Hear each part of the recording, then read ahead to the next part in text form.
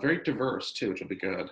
So, well, why don't we get started? We'll go through some of the housekeeping and introductions while other folks are filing in. So thank you all for joining us this morning. I think this webinar grew from a panel discussion that Margaret Malicki and Michelle Susko and I had a few weeks ago, similar topic in fundraising and donor perspectives. And a lot of the conversations that came out afterward were very much about collaborations and mergers and alliances.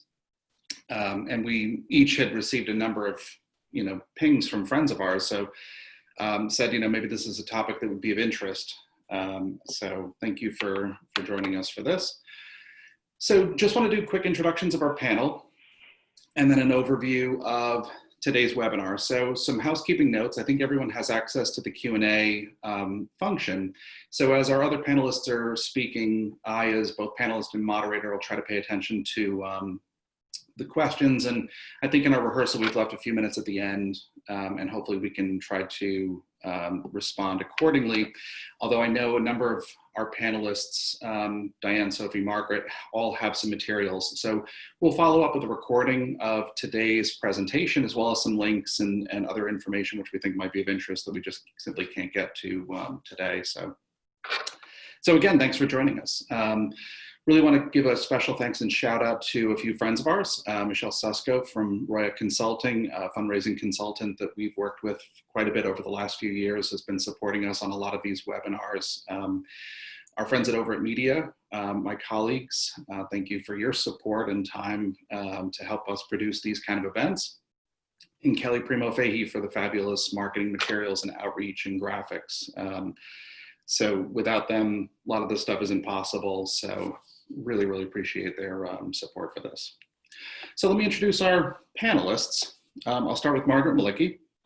If you don't know Margaret, and I know many of you do on the call, she's served a lot of nonprofits in the region, helping to support their efforts to form strategic plans and engaging the community, meeting fundraising goals. And in particular, she's served as a philanthropic counsel to more than 24 capital and endowment campaigns, raising more than a total of $112 million. Now, these campaigns have ranged from organizations with almost no or limited staff and a modest fundraising goal of a few $100,000 to organizations that are much larger, full development teams, ultimately reaching double-digit million-dollar goals. A lot of these campaigns were in support of organizations that are in some stage of collaboration or affiliation, and I think that's a lot of what she'll bring to the conversation today. Diane Cameron is Director of Development and Grants at Unity House in Troy. That's a $30 million nonprofit human service agency. If you're not familiar, she has a really fabulous career in the nonprofit sector, starting at the Smithsonian Institution in Washington, D.C., was development director and executive director for nonprofit organizations in the arts and human services and healthcare and education for more than 35 years. Throughout her career, she's participated in many funded partnerships and collaborations and mergers. I was even surprised to learn how robust Unity House's partnerships and collaborations are, and there's really a few remarkable and quite creative examples that I know she'll share with us throughout the morning. Sophie Moss is Director of Development at the Albany Symphony. She supports the orchestra in its mission to share and adventurous musical programs throughout the region. Prior to that role, she held several other positions at the Symphony, including responsibilities in community engagement, operations, special project management. She's also a past board member of the Empire State Youth Orchestra, current board member of the Alumni Association of the Albany Academy for Girls, also been a recent panelist for annual conferences of the New York State Canal Corporation and the Kennedy Center Leadership Exchange in Arts and Diversity. Like Unity House, as I was getting to know Sophie, really found it remarkable the diverse network of collaborations that the Symphony has in the community, in both venue as well as programming partnerships, and look forward to her sharing those. And I'm Paul Fahey. Panelist, and I'll be your moderator for this morning's webinar. I'm Vice President, Marketing Consultant for Over at Media, where I've counseled hundreds of nonprofits through my career. I'm the former Director of Marketing for Proctor's, but I think most relevant to this morning's conversation is my role as the former CEO of the Children's Museum of Science and Technology. We had merged in with SUNY Poly in 2013, and then subsequently acquired the Traveling Museum a few years later. A lot of lessons learned throughout that process that I'll share with you this morning. So welcome to our panelists. Thank you all for joining us. So let me just start with a couple just very quick slides to level set. I know we're each looking at this through different lenses. As Margaret mentioned, this webinar is connecting a lot of dots. We have .org, .com, .edu, and .gov, and all of us are in different places, with how our organizations are doing, but I thought I would just sort of level set and remind us of what's happening around us as if it's not obvious. But so certainly the lockdown, had a significant impact on economic activity, and that's pretty obvious. If you can't go to work and if you lock down the country, economic activity stops. Unlike other economic downturns that I've lived through in my career, I started in the early 90s. I lived through the dot-com bubble, 9/11, and the housing and financial crisis about a decade ago. Unlike any of those, this was the fastest fall ever in GDP, market value, and employment. Things that government agencies were measuring monthly and quarterly were happening and needed to be measured on a daily or weekly basis. So this is not a normal downturn, but we also know why this happened. We know why the economy went off a cliff and took a lot of nonprofits with it. But unlike our last downturn, unlike the housing and financial crisis, this time the banks are part of the solution.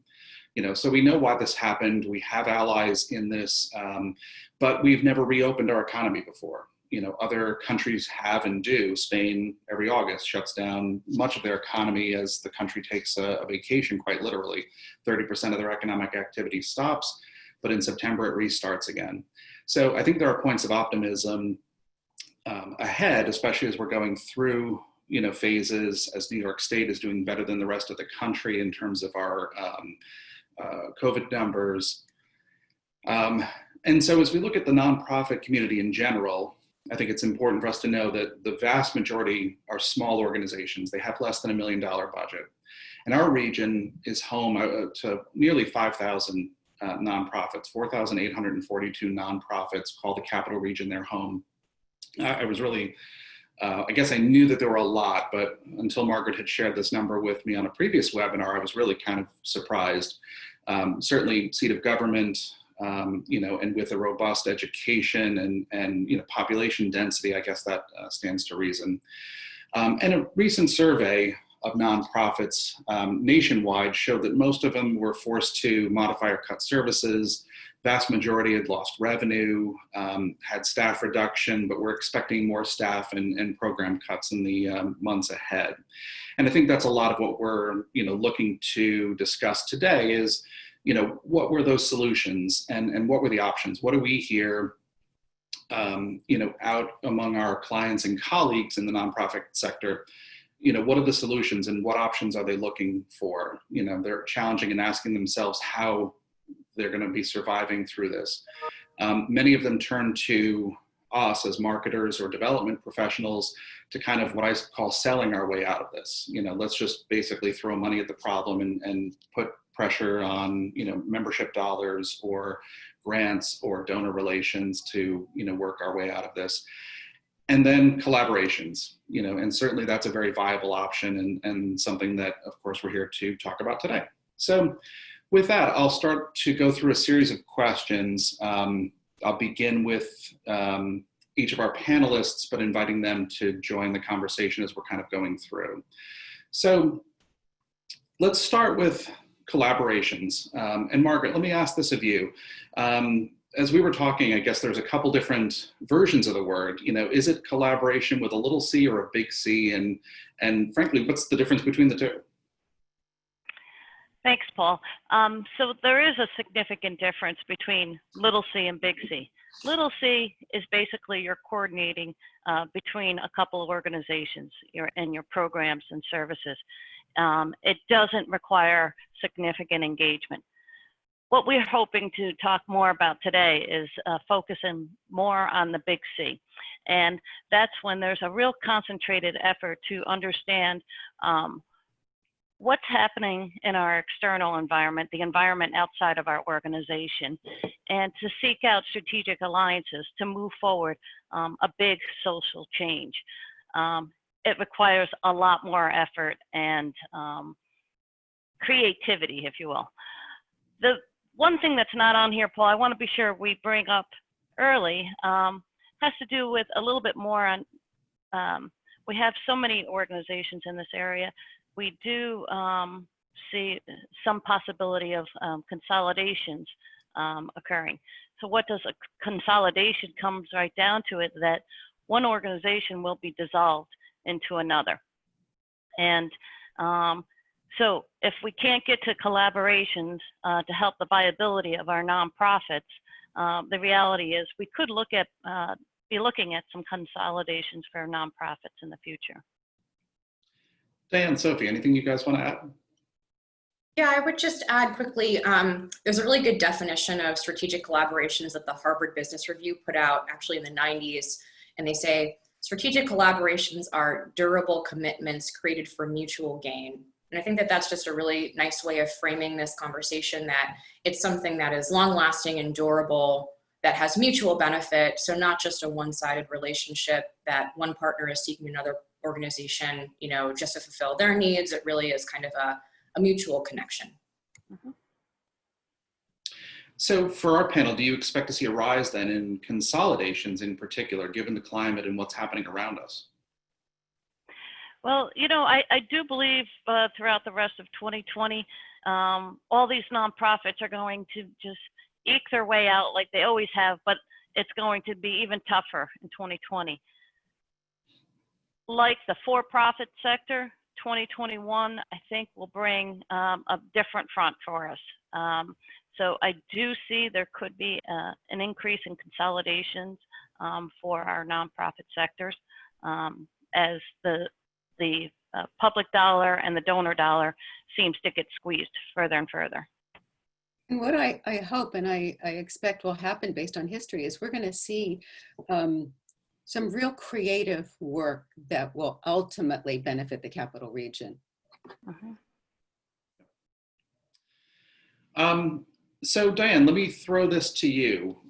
Why should organizations collaborate or even perhaps consolidate? You know, how do they know that they're going about this the wrong reason or for the right reasons and you know, the right set of motivations? What advice would you give? Right. Well, I think at the very top of the list, and I think this should always stay at the top of the list, is your mission. Doing more of your mission, doing your mission better, changing your geographic reach, offering your clients or your patrons something that you have not been able to offer them. So you have food, but no way for clients to reach it. People have jobs, but no daycare. You have a fabulous orchestra, but no safe space at this time. You know, how to come in with that mission focus. And it doesn't have to be in a crisis situation like we're in now. Another really important reason is to add expertise and critical skills that you don't have, or it's not maybe wise to invest in. So high-level compliance, high-level finance, IT, and any licensed specialty, RN, MSW, MD, psychiatrist, archivist, those kinds of things, to bring that into your organization by collaborating with another organization. An important one to solve a community issue or to solve a community problem. And I'll give you an example from Unity House. This was over a long period of time, and many good collaborations take a long time. Years and years ago, as I know the audience understands, human service organizations and the police were adversaries around domestic violence. Tremendous frustration on both sides. Police would go to a domestic call, not make an arrest, what's wrong with that, people feeling frustrated, people in danger. And at Unity House, we definitely had all those feelings. And then we decided to listen. What was going on for the police that it was so frustrating for them? And we realized the law did not support them. And so our first step toward collaboration was to realize when the police officer went on domestic call, if the victim recanted, they couldn't arrest. So how frustrating is that for a police officer? And how does that become anger? Very easily, right? So we began working, we worked with other groups, we got the law changed, and then we kept going. That's the other critical piece here. We kept going to ensure that all police officers could be trained. So with the Rensselaer County Sheriff's Office and Troy Police, we now provide training ongoing every year to make sure that officers are trained and that our staff understand the role of the police and the issues for the police. And then, bonus, it has attracted hundreds of thousands of dollars from federal money. So that really is a long-term win-win to solve a social issue. Another critical piece in addition to mission is fiscal stabilization of one or both partners. And that's probably the piece that we're talking about right now, looking at COVID impact. Yep. So Diane, reasons why it's relevant to the mission of both organizations. It helps enhance your ability to deliver. It adds expertise. It solves a problem. You know, those are all really good reasons why organizations should collaborate, or at least know that they're going about it for the right reasons. Diane, Sophie, anything else to add to the list? Just, it's hard to, go after Diane, but I would just say, I think for the arts organizations in particular, I think your mission, but also making sure that your mission has as much relevancy and sort of vibrancy as possible in the current environment, right? So I think collaborations also create an opportunity for you to maybe enact your mission in a new way that makes your organization more relevant to your community, more responsive to community need. And I think that that's particularly important for arts and cultural and historical organizations that might have a long history of enacting different programs, and maybe the environment, the landscape is changing. Maybe the ways that people want to engage with the arts are changing. So I think that's also really important, is maybe thinking about, is this an opportunity, how can we maybe enact our mission in a new way, in a different way, to really help engage new folks? And is there an organization, a group, a community that can help us do that better? And what can we bring to that group? Yeah, and I think that's a really important point, Sophie, how organizations can pivot and stay relevant during these times until they're able to get back into, their normal delivery modes. I serve on the board of Troy Savings Bank Music Hall, and last week we had an event. We're not allowed to bring people into the music hall at this point, but we still are great at programming, and we still love to bring people together, and they still want what the music hall offers. And so one of the really creative solutions was to host a concert at the drive-ins. And so, for $50 a carload, cram as many people into the minivan, you had an opportunity to still enjoy the music from the artists, but just in a different venue. So, I think those are very important bits of advice for organizations now. Diane, let me stay with you. How can nonprofits work together? What are some of those examples of, things that they can do together? What should they be exploring? Right. I think sort of from maybe the simplest to the more complex, and, reflecting back to what Margaret said, mutual referrals. We do that all the time, but be looking for those mutual referrals between like organizations and unlike organizations. Where can human services work with the arts? I mean, we've saw that over the past couple of years. Proctor's, CapRep, and Unity House with the Troy Savings Bank Music Hall. Ambassadors. Everybody loves the ambassadors who give directions and greet people and help you cross the street and find parking and all of that. Those are wonderful referrals and collaborations. Another one that a lot of people I find don't know about unless you're in it is to be the sub-recipient on a big grant. At Unity House, in all of our programs, we receive state and federal money. And a lot of times those come with an intention to partner within the grant itself. And so we're going to ask another organization to be the subrecipient to reach another population or part of the population. There is good money there. And the way that comes about is knowing each other and getting to know each other, so that when we're thinking who can be a sub on this, we think, oh, let's ask the Y, let's ask the music hall, let's ask Joseph's House, let's ask some of the folks that we know. Being a formal partner on a project to accomplish a specific thing, time limited or maybe ongoing. Unity House has partnered with CEO in Troy for years on our holiday program, on our meal programs, on our Thanksgiving, the food package programs, things like that. Again, these provide income for both sides. And then to the big C, getting closer to the big C here, the collaborations, which are formalized. There's legal documents. You have a memorandum of understanding. Those can also go on for many years. And then lastly, the merger, which is the dissolution of one organization. One 501c3 is in fact dissolved and comes in. And at Unity House, we did that years ago with Bethany Hospitality, a long time meal program in Troy, and now that's our community meals. And we're right now in the process of a merger with Northeast Career Planning in Albany, so we're crossing counties as well. Mm-hmm. Margaret or Sophie, anything you guys want to add? Sure, I think that for the Albany Symphony, we've had a number of similar programs. I would just mention that I think for organizations who maybe don't have their own capital or buildings, that approaching your venue partner is a great way of maybe creating a natural collaboration that might already be existing, but you can deepen or expand. So for example, the Albany Symphony has had the great privilege of having venue partnerships with the Palace Theater, Proctor's, Troy Savings Bank Music Hall, among many others. And the Palace, we've had a long relationship for several years. Our administrative offices are at the Palace, and we have a partnership agreement around that.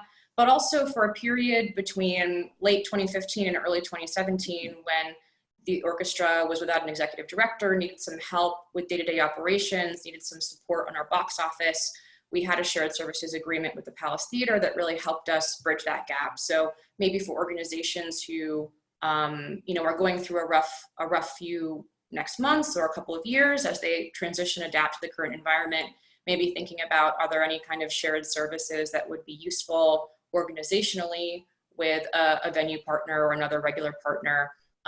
Similarly, we have a current partnership with Proctor's. We're part of the theater manager outlet system. So we have we share the Proctor's database for our box office and donations. All of our information is private, but we are able to then tap into the network of IT services from Proctor's, which is really wonderful because it expands our opportunities to sell tickets to our programs, to share what's going on among all the other venue partners, of which I know Paul, the music hall is one. There are other partners in that sort of network. So Proctor's has been such a great kind of network and hub for collaboration in many ways, but I think that's also a way that the Symphony has found an opportunity to expand our reach and access through a strategic collaboration on the organizational side. Paul, I'd like to add to Sophie's comment. When the Symphony was without a director, they reached out and they got some help. I think that it's such a valuable thing for a number of nonprofits to hear. We all need help at some point, and too many times nonprofit leadership, whether it be staff, board members, they're not, they're protected. They don't want to admit, like, we're a little bit vulnerable. We need help. And it's actually when those nonprofits reach out that they may get an increased response because other leaders in the community have been through that with someone else, another organization. So unless our leadership in the region hears from you, we're not going to know that you have this struggle. And it's okay, particularly in these times, to have these struggles, but don't be afraid to knock on doors, or today, email and call to ask for help, and just indicate that, this is what you're forecasting, and who can I reach out to? And that's the great paradox of great leadership, is humble and vulnerable. Yeah. Yeah, absolutely. I would also add that for the symphony, you know, that arrangement was really helpful in the short term. It was ultimately not the right long-term arrangement for us. So I think, again, that transparency, and we're going to talk a little later about some of the do's and don'ts, I think, but, you know, really going into it with, you know, as open a mind as you can, and sort of continuing to evaluate what's the right fit for you. I think it's okay, Margaret, to your point, to reach out for help, and then to later on, when a new opportunity presents itself, to adapt to that. Yeah, and building on the last few comments, and this has come up in a couple of our other webinars, I was stunned to hear either directly or indirectly from funding partners, whether these are individual philanthropists or organizations, that their phone isn't ringing. Mm-hmm. They're telling us, please, you know, we want to be part of the solution. We're, you know, even inviting or encouraging people to say, tell us what you need. You know, maybe a commitment we were planning to make in the fall, we can move up to the spring or something. And I thought quite the opposite, that their phone would be ringing off the hook, and the, you know, just the resources, you know, would have been tapped completely at this point. So I think that's really important advice, having leadership, you know, reaching out for not only these collaborations, but also just even having conversations with your funding partners about how they can be part of the solution. You know, what is it that, you know, either guidance or advice or even resources. So yeah, you're right, Diane, in terms of that paradox of being humble and vulnerable, perhaps we don't always feel empowered to be able to say, hey, we need help right now. You know, it's not a weakness of our leadership or a bad mission or model. You know, these are just difficult times, and how can we work together? So as we look at the region, you know, I think, again, being home to nearly 5,000, I think there have been some notable collaborations and consolidations and affiliations and alliances over the last several years. And we've got a couple slides with some of the more remarkable ones. On that first row, many of us remember Northeast Parent and Child and Parsons now merging in with Northern Rivers. You know, on the next row, I just have some individual organizations, Unity House. Diane, you were speaking about that, but Diane, I think I found it remarkable how many different types of collaborations your organization has going on right now. I would say as of today, probably 35 to 40. And from subrecipient to MOU partnership to formal collaboration with shared income. And I think I was also taken aback. I mean, some of it made sense. Health and Human Service or social programs, you know, felt like they were all part of that. But when you started describing the affiliation that you have with, you know, the Troy Police Department, for instance, you know, I found that particularly remarkable. I think many of us remember the Albany Academies, the merger of, you know, both the boys and girls schools. You know, with that, I think, and with Northern Rivers comes, you know, a lot of different challenges as these organizations look to, you know, affiliate. Margaret, from where you sit, you know, what perspectives do you have on, you know, some of these more notable things happening in our region? Well, there's some alliances that are true consolidations that are much more natural, like the Albany Academies. But what has to be addressed, individuals involved have true stakes in the organization they came from. It takes a long time to overcome those emotions and feelings. So while like the consolidation seems only natural, the engagement of staff and the board and the process it has to be well attended to if the consolidation is going to be successful, and maybe years before those emotions truly settle in. Mm-hmm. And Sophie, the Albany Symphony, on our sort of middle row there, you have both, I guess, how you might categorize your types of collaborations, both in terms of venue, but also programming. You know, tell us a little bit more about some of those. Sure. Well, I would be remiss if I didn't just say up front that, you know, the Albany Symphony is one part of a very diverse and rich arts community in the Capital Region. And we have so many wonderful collaborations and partnerships happening right now. I think for the Albany Symphony, you know, I mentioned some of our venue collaborations, which have really been us reaching out for help or support. I think on the converse side, we, as the Albany Symphony, love to fulfill that role, maybe more on the programmatic side for other partners, other organizations in our community. So we've had a more than 20-year collaboration partnership with Albany City School District, Troy City School District, Averill Park Central Schools to provide music education programs for K through 12, which in our current environment, obviously that we're really looking at how those programs are working and what we can do to adapt to how school is going to continue, whether in person, virtual, and what to expect. But that has been a really wonderful ongoing partnership collaboration that has actually led to increases in instrumental enrollment for kids in those districts. And I think that's been really wonderful, keeping music and the arts alive in schools, also, supporting the amazing work that teachers are doing and helping to support those students in supplemental ways and advocating for, additional resources for arts education in school. That's been a main, way that we've been partnering over the long term.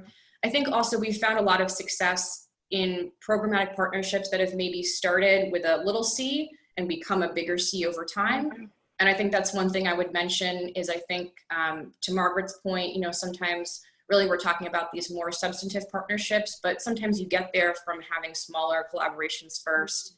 And we found that to be the case with many organizations. Some of our project work that we've done that's been grant funded and had different state partnerships, like partnerships with the New York State Canal Corporation, for instance, or Parks and Recreation or Historic Preservation, environmental conservation, have also allowed us to expand out into other areas of the state and bring in other smaller arts organizations to participate in our projects as kind of sub-recipients, to Diane's point about how you can kind of leverage larger grants to help support multiple organizations. So I would say, in our role, we love to kind of be a resource in that way and help to create an umbrella under which we can also highlight and engage other arts organizations and showcase the great work that they're doing. Thanks. And from my experience, the two logos on the bottom row, a few years ago, I was the interim CEO for the Children's Museum of Science and Technology. And like many nonprofits, we fit into the descriptions that we've talked about today: operating budget under $1 million, no endowment, really kind of living paycheck to paycheck, but with a very robust mission. And in particular, imagine being a science and technology museum in 2013 as the region is just, rocketing upward. Global Foundries had come online a few years earlier. SUNY Poly, was really growing. And between those two organizations, you had $50 billion of investment with all the other ancillary companies that were around them. So as we were looking at being a bricks and mortar on one side of the capital region, perhaps, considering opportunities with another similar mission just didn't work out. And we approached SUNY Poly to say, hey, and going back to what Diane was saying a moment ago, we checked a lot of those boxes. We're mission aligned. We can be interpretive. We can help rubber stamp, the technologies that are helping to fuel the region and share that around the state. We added expertise, it solved a financial problem for us.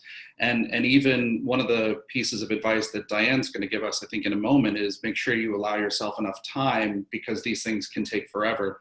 In this case, quite the opposite. Dr. Caliero said, listen, I'm interested in acquiring your organization, partnering with your organization, but don't waste my time if you guys can't get this deal done in less than 2 months.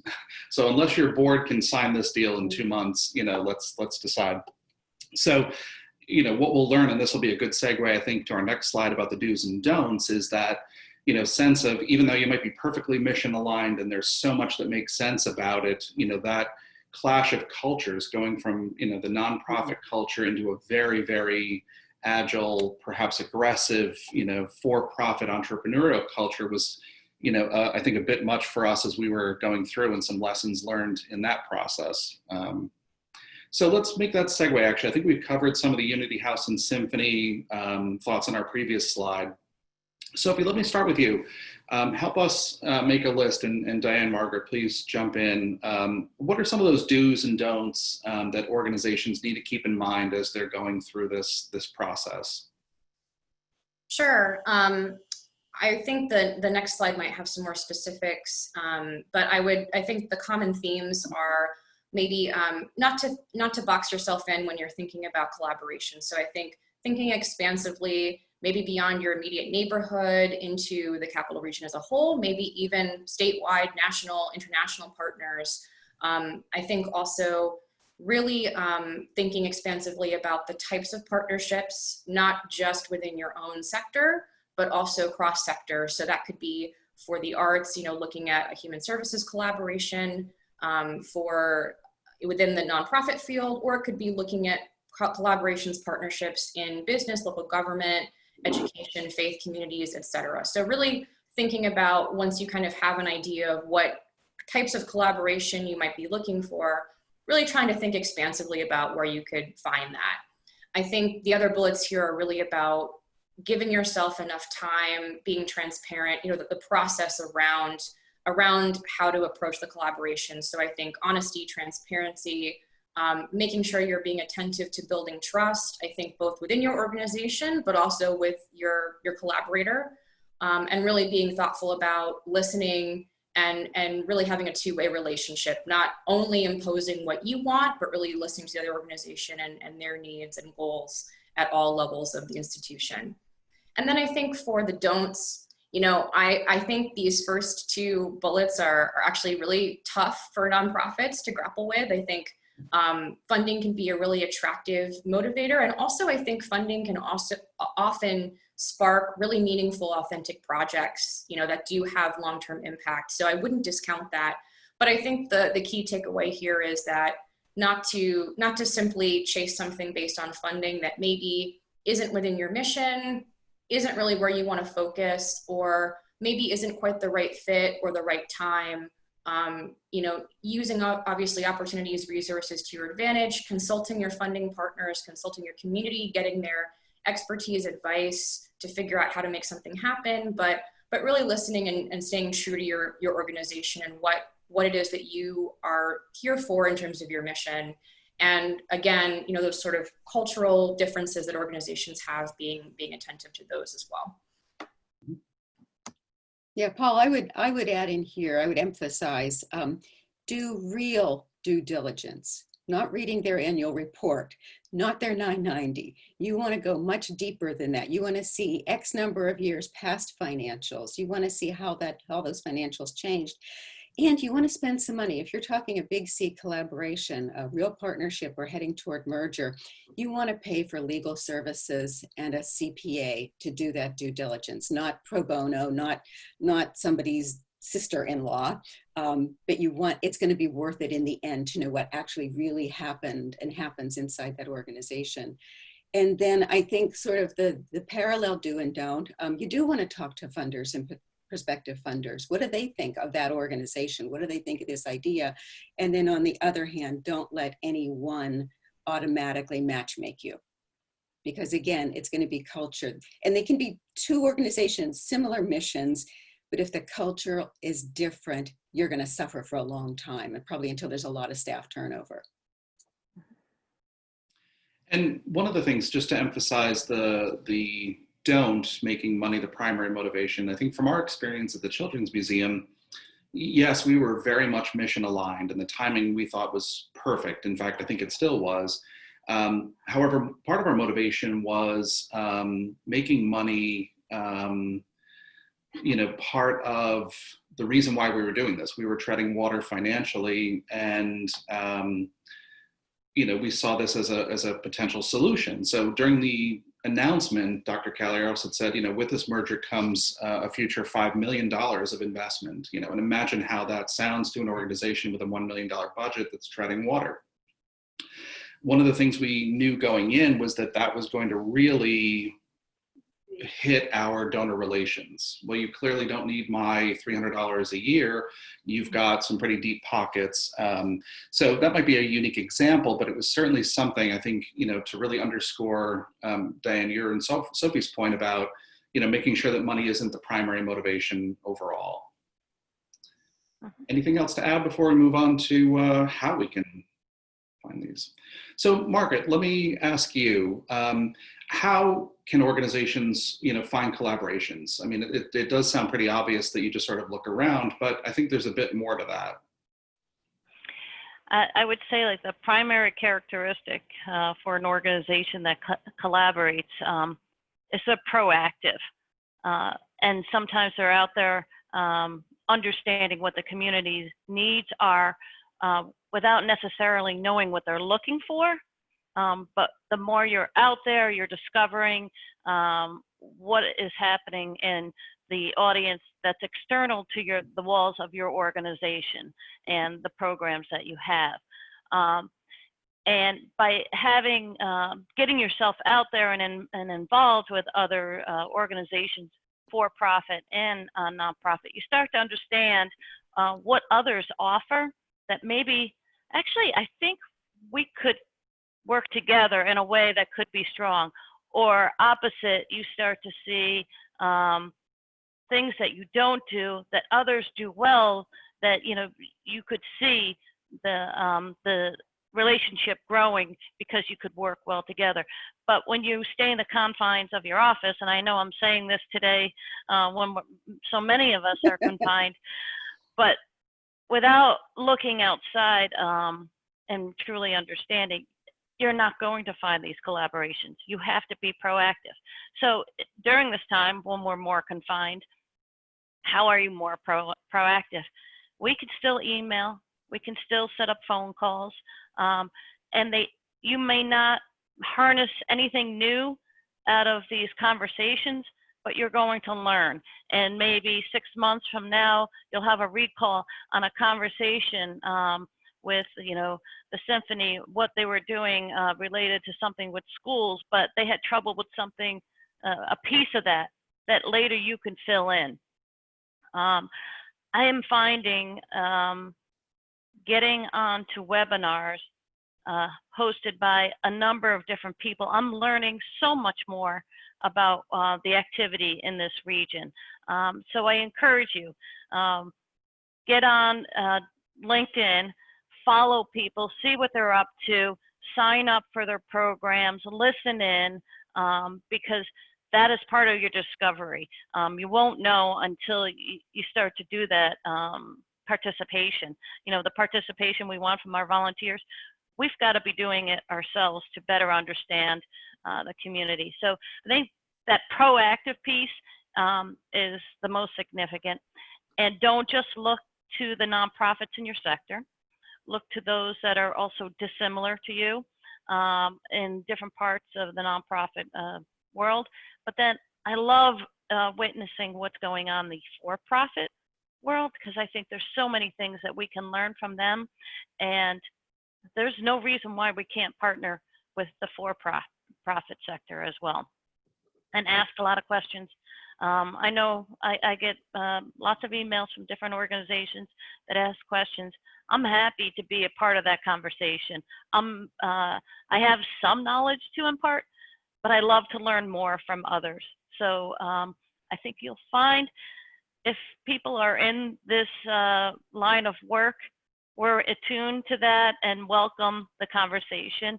And when you're talking to leadership donors, corporate donors, foundations, that's inherent to the personalities of the people involved with those organizations. So don't be afraid to reach out. I want to echo that, because I think one of the things probably all of us do, we think we know what other nonprofits do. And I know this at Unity House because we're 5 populations, and people will say, oh, you are a DV organization. Oh, you are a children's organization, because that's the part they've encountered. But I've done the same thing. Who knows that the Humane Society has a DV aspect to it? That's a collaboration, right? They're sheltering pets for DV victims, but you wouldn't know that unless you were living in that situation. I think we make a lot of assumptions by sort of the front of the building or the front of the annual report, but we need to read other people's. Now that we're home, read everybody's website. I would add also, kind of going off of Margaret, what you said, I think all of that activity, I think you said something about staying connected, even if you don't really know what you're looking for, even if you're not really sure what you're out there for, being connected. I think all of that activity also yields a reputation as being an organization that is open to partnership, right? And I think that down the road means that other organizations may be reaching out to you with opportunities or collaborations if they see you being active in the community, if they see you reaching out and caring and wanting to participate. So I think it's sort of, if you don't do that work to demonstrate that you are actively and proactively looking for partnerships and looking to be engaged in the community, people may not think of you automatically as a partner, as a resource. And those kind of partnerships, the Symphony has been approached about several different things as a result of being more active in the community, that have yielded really wonderful partnerships that really involved someone reaching out to us, but we wouldn't have had that outreach happen, you know, at maybe an earlier point when we weren't as active in certain areas of the community. And I think, Margaret, going back to your thought about taking cues from the for-profit community, one of the sayings that I've learned a few years ago was that M&A is the new R&D. Mergers and acquisitions is the new research and development. And so I looked at a number of either my clients or organizations that we've even acquired and said, well, we could try to solve a problem. We may identify and see a need in the community, but by the time we learn how to do it, hire the staff to develop it, figure out how to fund it, you know, we could be getting up to speed much, much faster through just simple either partnership or acquisition. So wanted to share, I guess, that insight. Any other thoughts before I move on? We have one last slide on before we go. So one of the last questions, and I want to make sure we left enough time for this, and also encouraging folks, if you have anything specific, please drop them into the Q&A, or we'll try to leave some time before we wrap up at 9 o'clock. But I think this is important, understanding what donors like about collaborations. Why is it important to them as much as it might be to the organization? Margaret, let me start with you. So financially, if a donor has the opportunity, whether that be individual, corporate, or foundation, to maximize their investment, they like to see that. But a more mission specific, if you can have deeper impact, that's really drives for higher donor engagement. Higher donor engagement drives more investment. When they see sectors working together, when you're a leadership donor and you're very familiar with the different nonprofits in the area, they like to see the organizations working together to have a deeper desired change. And just, you know, we're not doing this to increase donations, but to have deeper impact. But it's funny how the donations increase when you do this type of work as a collaborative effort. But it's pretty simple why donors like to see the collaborations. It's a deeper impact and to deliver social change that couldn't happen without partnerships. And I've even seen a few examples, I think, over the last 10 years or so, where a few donors even got together to encourage collaborations. You know, I see redundancy, I'm writing 2 different checks, you know, any chance you folks can come together, you know, create some efficiencies. Sophie, Diane, anything else on that? I think one of the things to remember, and, you know, I like to remind people of this, is donors have missions too. You know, in a foundation, it may be stated more overtly. So make sure we understand what their mission is, and the collaboration is going to help that. But individual donors have missions, whether they're stated or not, what they care about, what they hope their legacy will be, what they want for their grandchildren, what they want for the community that they want people to come and live and work in, and matching up those missions across segments. It's particularly in the last decade, Diane, we have seen so many individual donors really have a defined mission. As you said, may not be written, but they have a particular focus, and understanding that is critical. Right. Yeah. So again, want to encourage folks, if you have any questions, we'll leave a couple minutes at the end. Please either type them into the chat, or we can even have folks go unmute themselves. In the meantime, let me just kind of ask our panel, any parting thoughts? If there's one thing that you want to make sure that the audience, keeps in mind, or one particular tip or piece of advice or perspective, what would that be? Diane, let me start with you. Thanks, Paul. I think the most important message that I would like our audience to hear, especially if you're new to the nonprofit world, or new as a board member or staff member, is the nonprofit community is very generous and very helpful. 99% of nonprofits want to help you and your nonprofit. We are not competitive in the way I think that often people fear we are, because we know people have missions, and it's going to be the mission for that person. So don't be afraid to pick up the phone. Don't be afraid, as Sophie said earlier, to not maybe even completely know what you're looking for, but to say, have you ever thought of, would you consider, I'm wondering about this, and the all important, who do you know? And then the other thing, in any level of partnership, invest the time in the relationship, because it is the relationship which will make or break that collaboration, and you need trust. You can only move forward at the speed of trust. So that takes time. Margaret, how about you? Well, I think for me, I would say don't be afraid to lean in. And it sounds awfully similar to what Diane is saying, but I know from my own work experiences, when you gather people from varied disciplines, we have the most fun working towards a goal, and it's the most rewarding in the end. But it didn't happen because we stayed isolated. Mm-hmm. By leaning in and just asking different people to help gather around the table, jump on Zoom, have a conversation like we are today, I think for us as professionals, we have a more rewarding experience.